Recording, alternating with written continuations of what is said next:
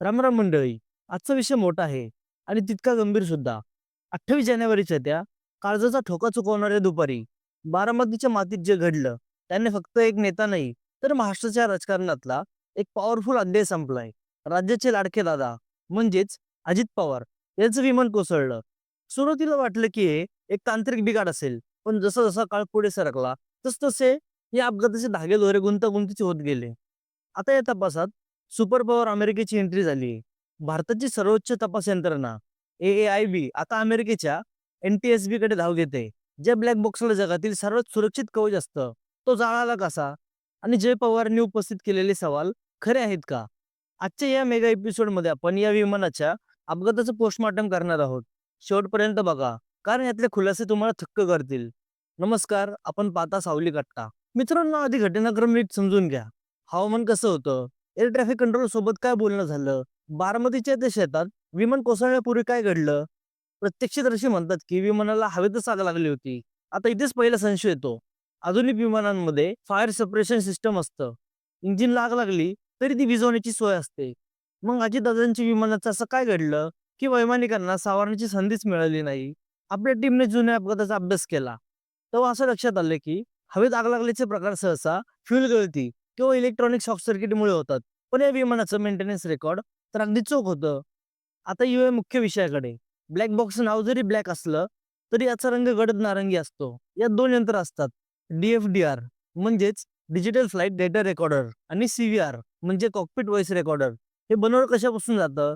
तर stainless steel किंवा टायटेनियमच्या जाड थरापासून. याला अशा प्रकारे डिझाईन केलं जातं की 1100 अंश सेल्सिअस तापमान तासभर सहन करू शकतं. 600 मीटर खोल समुद्रात गेले तरी ते फुटत नाही. मग प्रश्न हा उरतो की बारामतीतल्या साध्या जमिनीवर कोसळलेल्या विमानातला सीव्हीआर इतका भीषण कसा काय जळला? इकॉनॉमिक्स टाइम्सच्या रिपोर्टनुसार जय पवार यांनी याच तांत्रिक मुद्द्यावर बोट ठेवलंय. त्यांचा दावा हा आहे की ब्लॅक बॉक्स खराब होणं ही नैसर्गिक गोष्ट नाही. जर डेटा मिळत नसेल तर याचा अर्थ आग ही साधी नव्हती, तर ती विनाशकारी होती. जेव्हा आपल्याकडच्या लॅबमध्ये डेटा डिकोड करणं अशक्य असतं, तेव्हा आपण स्पेशलाइज सपोर्ट घेतो. हे विमान ज्या कंपनीचं होतं किंवा ज्यांनी यातले सुटे भाग बनवले ते आहे अमेरिकेचे हनीवेल. अमेरिकेचे NTSB म्हणजेच नॅशनल ट्रान्सपोर्टेशन सेफ्टी बोर्ड ही संस्था जगातील अशा प्रकरणांमधील सुप्रीम कोर्ट मानली जाते. त्यांच्याकडे क्लिप लेवल रिकव्हरीचं तंत्रज्ञान आहे. म्हणजे चिप जरी जळाली असली तरी लेझरच्या मदतीने त्यातील चुंबकीय खुणा वाचून डेटा बाहेर काढला जाऊ शकतो. भारताने यासाठी अधिकृत विनंती केली आहे, कारण अपघात सत्य केवळ तांत्रिक नाही, तर ते संवेदनशील आहे. महाराष्ट्राच्या राजकारणात अजित पवार हे असं नाव होतं ज्यांच्या शत्रूंपेक्षा मित्रांची संख्या मोठी होती. पण सत्तेच्या संघर्षात कोणी काटा काढला का? रोहित पवारांनी थेट विधानसभेत प्रश्न विचारले. विमानाचे सुटे भाग बदलले गेले होते का? इंधन भरताना तपासणी झाली होती का? अशा वेळी जेव्हा ब्लॅक बॉक्सचा डेटा मिळत नाही, तेव्हा संशयाची सुई अधिक गडद होते. जर कॉकपिट व्हॉइस रेकॉर्डर मध्ये वैमानिकांचे शेवटचे शब्द ऐकायला मिळाले, तर समजेल की त्यांना काही अनैसर्गिक हालचाली दिसली होत्या का, की विमानात आधीच काही प्लॅन केलं होतं. आता हा ब्लॅक बॉक्स अमेरिकेला जाईल.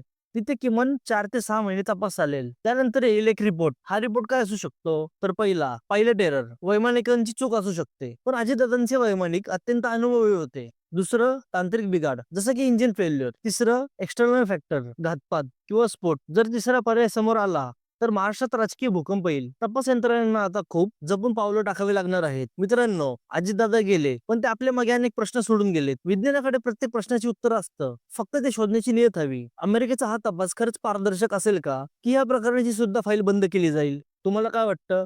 कमेंटमध्ये नक्कीच सांगा. आणि अशा सखोल आणि कडक विश्लेषणासाठी आपल्या सावली कट्ट्याला सबस्क्राईब करायला विसरू नका. भेटूया पुढच्या व्हिडिओत. तोवर जय महाराष्ट्र.